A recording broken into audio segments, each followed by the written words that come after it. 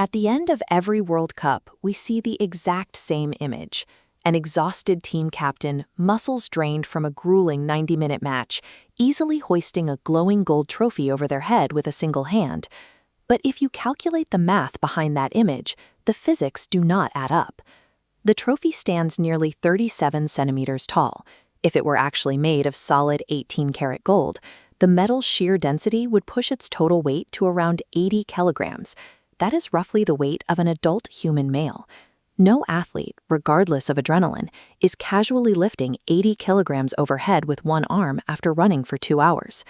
The trophy the world watches being lifted on the podium is actually a carefully engineered illusion, built entirely around a meticulously hidden hollow core. To understand why the cup is hollow, we have to rewind to 1970. When Brazil won the tournament for the third time, an existing FIFA stipulation allowed them to keep the original Jules Rimet trophy permanently. Suddenly, football's governing body lacked its ultimate prize.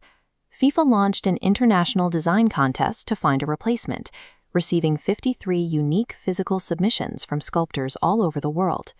The winning concept came from Italian sculptor Silvio Gazzaniga. His vision featured 2 athletes stretching upward from the base, their arms raised in victory to cradle the entire Earth. Gazzaniga's artistic triumph created an immediate engineering problem. He had sculpted a thick, substantial metal globe. The manufacturer now had to figure out how to cast an object that looked dense on a pedestal, but remained light enough to pick up.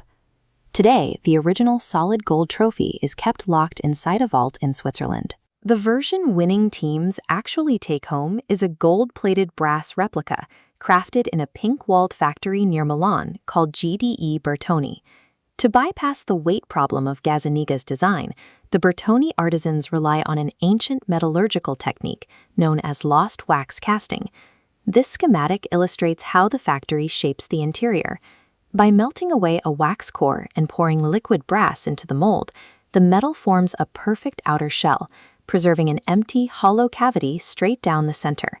Because the dense metal is restricted only to the surface layer, the base weight of the trophy drops from that impossible 80 kilograms down to a highly manageable 6.175 kilograms. Once the raw brass cools and comes out of the mold, workers use loud, heavy die grinders to aggressively carve away the excess metal. Next comes the manual finishing. Veteran artisans spend hours meticulously chiseling the brass, mechanically brushing the musculature of the human figures, and smoothing out the continents on the globe.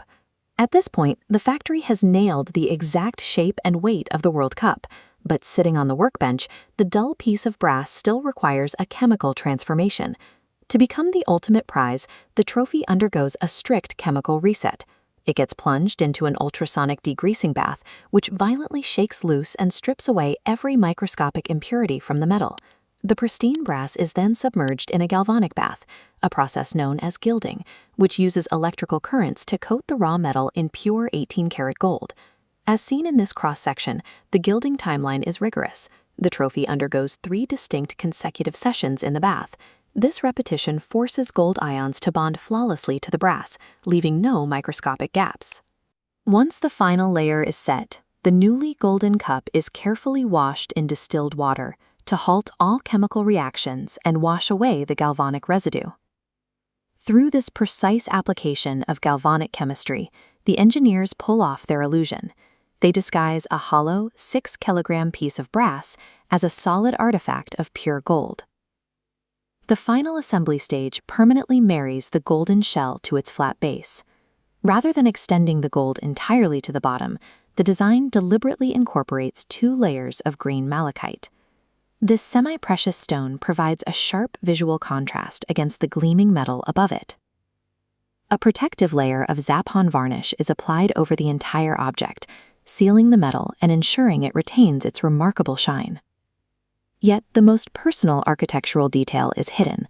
On the flat underside of the base, the factory engraves the names and years of the winning nations. This 3D model shows exactly how the text is laid out. The names are carved in a tight spiral pattern, rendering them completely invisible to the audience when the trophy stands upright on a presentation podium. Every final detail, from the contrasting stone base to the hidden text underneath, is designed specifically for the intimate experience of the players inspecting it up close. When you look at the chaotic celebration on the pitch and see a captain hoisting the cup into the air, you are looking at a masterful piece of problem-solving in action. The FIFA World Cup functions as an elaborate piece of engineering rather than a solid block of bullion. By combining Silvio Gazzaniga's 1970s artistic vision with ancient lost wax casting, hollow engineering, and modern galvanic chemistry, the creators successfully forged an illusion.